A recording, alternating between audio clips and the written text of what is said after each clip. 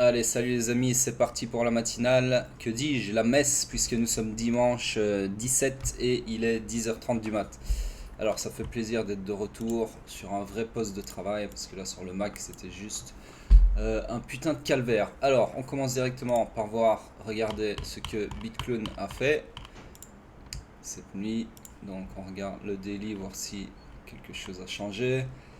Alors daily, toujours rien, hein, on est toujours ici, comme vous le voyez, dans du complexe pullback ou throwback, peu importe, entre ce haut interne et ce creux interne, d'accord, ce sommet interne et ce creux interne. Donc tant qu'on ne casse pas soit le point de choc haussier ici, pointillé jaune, ou soit faire un break de structure interne dans le sens de la tendance baissière interne, de l'order flow interne baissier, eh bien il n'y a strictement rien à dire sur le daily. Nous sommes toujours dans un order flow daily baissier, d'accord?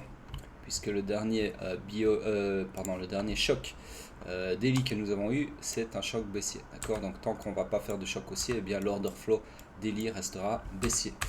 Donc, on descend sur le H4, puisque sur le daily, il n'y a rien de spécial à dire. Le H4, on est toujours éternellement dans le même range, swing range, d'accord. Donc, un swing range haussier, d'accord, avec le break de structure ici, cassure du dernier sommet. Et puis, ceci, une partie pullback, puisque nous n'avons toujours pas eu de choc haussier, hein. C'est quand même incroyable sur Bitcoin. L'order flow est baissier sans jamais avoir choc à la hausse depuis, bien depuis maintenant. On va regarder ici, donc le point de choc était là. Jusqu'à aujourd'hui, ça fait exactement 18 jours. Okay, 18 jours qu'on a un order flow baissier en H4 et il y a toujours des noobs qui s'obstinent à buy the dip, hein, comme ils disent, donc à faire les noobs en gros. Donc voilà, si vous aviez continué à être un noob et que vous n'aviez pas croisé ma route, eh bien vous seriez très probablement en train d'acheter les dips comme un gros mongol ici, d'accord, et vous faire enculer chaque jour un peu plus par votre esprit de hodler. Alors, tout ça pour dire quoi? Que l'order flow, donc comme je viens de le dire, en fait, est toujours baissier. Donc on est toujours dans la partie pullback de ce mouvement swing haussier, d'accord? Donc on est dans sa partie pullback. Et donc ce qu'on anticipe à un moment ou un autre, c'est un run haussier qui va aller casser et créer casser le weak high ici, d'accord? Et créer une nouvelle structure swing haussière. Ça c'est la théorie, bien entendu, puisque le pullback pourrait continuer et s'avérer être un run baissier, d'accord, donc nous renvoyer vers une nouvelle structure swing baissière avec une cassure du strong low ici qui deviendrait du coup un weak low, d'accord, puisque ça c'est censé être à l'heure actuelle le low protégé, d'accord. Donc voilà les amis, on cherche toujours du short. Alors j'attends toujours ce scénario, hein, que j'attends depuis maintenant plusieurs jours, c'est-à-dire tac ici. Mais bon, honnêtement là on est vraiment entre deux bornes H4, deux POI H4 qui sont tous les deux assez pertinents. Donc je sais pas trop lequel va lâcher, lequel va provoquer une réaction. Donc pour le moment, eh bien, je n'anticipe rien, hein, puisque c'est pas le but du jeu. J'essaie pas d'anticiper ni ça, ni ça. J'attends simplement que le price action se développe. Le seul truc qui me fait dire que on va peut-être aller encore retaper en haut avant de se faire rejeter ou pas, c'est qu'ici on a de l'investment, d'accord. Donc on a en gros une petite poche de liquidité qui n'a pas encore été prise et le POI ici n'a pas été mitigated, d'accord. Et celui-ci, sa version raffinée, encore moins. Donc voilà, pour moi il y a toujours un short à guetter. Maintenant c'est vrai que ce POI ici n'a pas été mitigated très fort, puisque ici on a à peine effleuré le distal du POI H4, d'accord, donc ici, hein. Donc voilà, il reste encore plein d'ordres à l'intérieur, donc il se peut aussi qu'on fasse ça, d'accord. Donc voilà, de toute façon c'est simple, hein, ça va être ça, ou soit ça va être ça, hein, c'est un des deux. Maintenant, on agira en temps et en heure, bien évidemment. Donc sur le Bitcoin, vous l'avez compris, toujours rien à faire, on se fait chier. Alors je passe du coup à autre chose, on va aller voir les alarmes. Alors FLM sur lequel j'étais juste avant de commencer la matinale. Voilà, alors FLM, vous vous souvenez hier, je vais pas refaire l'analyse, mais en gros j'ai hésité à vous donner un short et au final j'aurais dû, puisqu'on a tapé quand même les... Bon, c'était pas fou, 2.2 R, ouais, bon, à la limite, s'abstenir c'est bien aussi. Donc voilà, il a tapé les 2.2 R avant de revenir taper le break-even là, au moment où je parle. Donc voyons un peu ce qui s'est passé pour la culture. Alors, donc hier j'étais en train de chercher, hein, comme je vous ai dit, donc mitigation du POI H4, donc en mode IFX, je descends sur du M8 pour essayer de chercher un week off qui était arrivé ici, d'accord, avec un choc baissier M8 ici. Donc vu que le week off était beaucoup trop large, ça aurait donné un trade avec un stop loss énorme.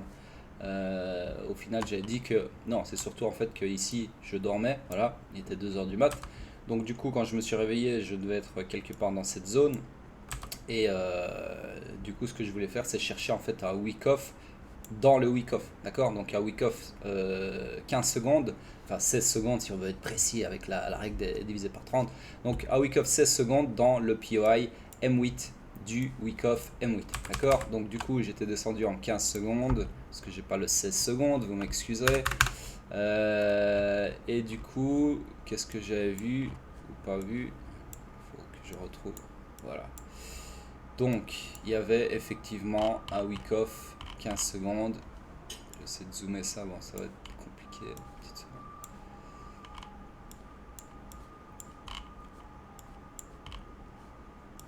Voilà. Tac, donc ici il y avait un magnifique week off 15 secondes, d'accord. Et malheureusement je me souviens qu'il était déjà formé quand je me suis réveillé. Donc ici hein, vous avez le buying climax, putain c'est quoi l'autre nom, ST, d'accord. Et puis ici à UT, et puis boom, point de choc quelque part ici, ici peu importe. On voit pas grand chose sur les bougies, mais bon voilà. Donc ça c'était un magnifique week off, donc on sera rentré là avec franchement juste pour le fun, j'ai bien envie de voir. Attendez, je vais enlever ça parce que ça m'embête, voilà. Tac, juste pour le fun, voir un peu où on serait rentré. Allez, même si on était rentré tard ici, sur un... Tac, je mets le 40%, mon stop loss, hein. 0,40%, pardon. Et donc je serais rentré pour aller taper l'order flow. Allez, même M15, hein, soyons pas gourmand, vu qu'une entrée en 15 secondes, l'order flow M15, c'est déjà une magnifique target en soi, puisque... Bon, c'est moins que prévu, 5,63. Ouais, donc c'était pas fou. Laissez-moi voir avec l'order flow H4 combien on aurait pu taper sur ce trade. Enfin, si on avait tapé tout court le... Voilà, il y avait 10 R à prendre.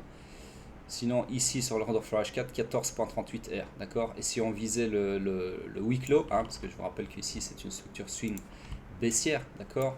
Petite seconde.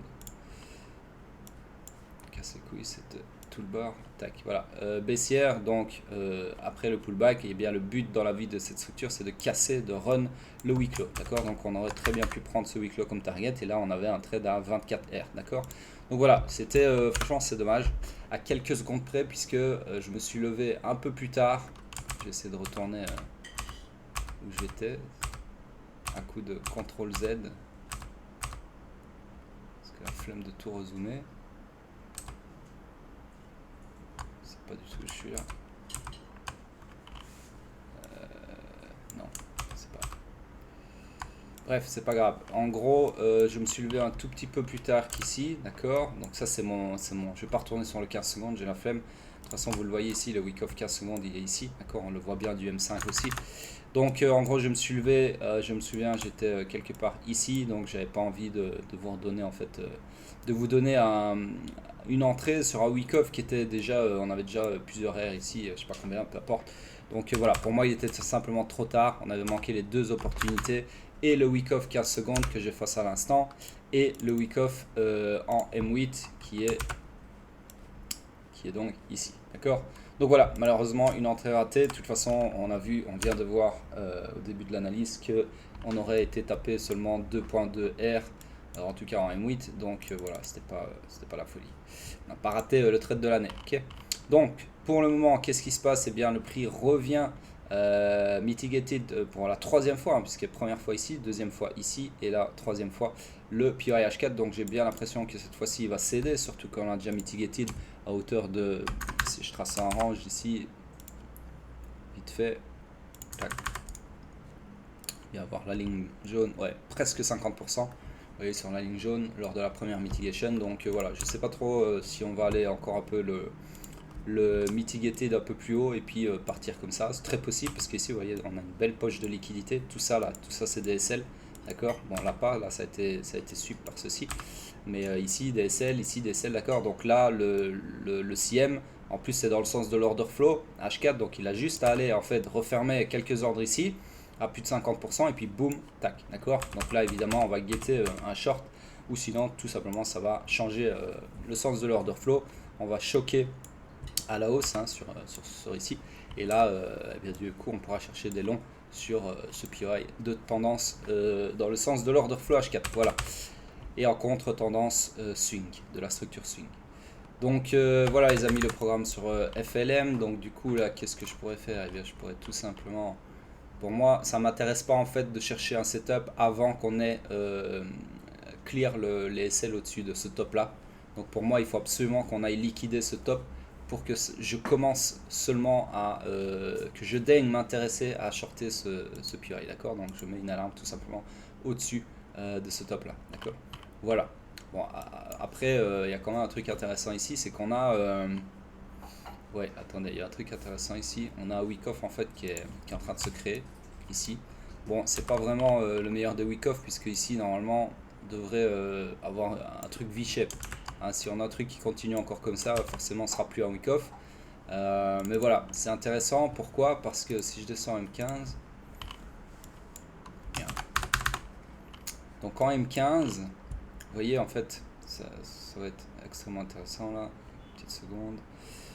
Je cherche simplement mon outil, voilà. Donc, l'or, on a eu on a la troisième mitigation ici, la deuxième là et la première là, du POI H4 en bleu, d'accord. Donc, lors de la première mitigation, si je regarde mon choc baissier à M15, il était ici, d'accord. Donc, à ce moment-là, une fois que j'ai mon choc baissier M15, qui confirme, je le rappelle, une réaction de rejet sur ce POI H4, eh bien, je peux me dire, je peux espérer que le POI M15 ici, qui est sur cette bougie énorme, va être retesté, d'accord. Ce qui a été le cas, et du coup vu que ça a été retesté sur la partie distale, donc la mèche, je peux fractale, je peux raffiner sur la mèche hein, de cette bougie. Donc vous voyez qu'ici boum, on est revenu retester en M15 ici, d'accord. Donc là j'aurais pu chercher un setup en M5, peu importe, mais c'est pas le sujet du jour. Donc là vous voyez en fait ici que, attendez, je vais enlever juste ceci. Vous voyez qu'ici qu'on a une supply, d'accord, qui a été mitigated.